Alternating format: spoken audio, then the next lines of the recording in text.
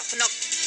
অসমৰ পানীৰ পাইপেদি পানী চলে গুজৰাটৰ পানীৰ পাইপেদি মুছলমানৰ দেশ চলে এইটো বেলেগ কথা এইটো যদি আপুনি কয় মই আপোনাক মানি ল'ব পাৰো মোদী ডাঙৰীয়াই বেয়া কাম কৰিব নোৱাৰে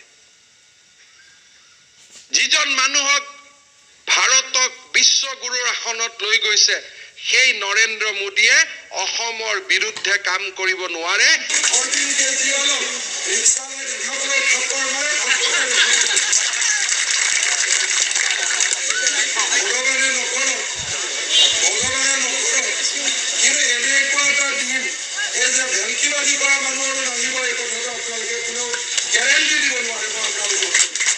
কোনোবাই যদি কয় নৰেন্দ্ৰ মোদীয়ে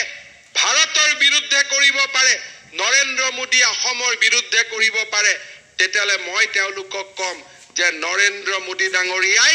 যদি ভাৰতৰ বিৰুদ্ধে অসমৰ বিৰুদ্ধে কৰিব পাৰে বুলি চিন্তা কৰাটো আমাৰ বাবে অপৰাধ ক'ত কিমান বিদেশী নাগৰিকত্ব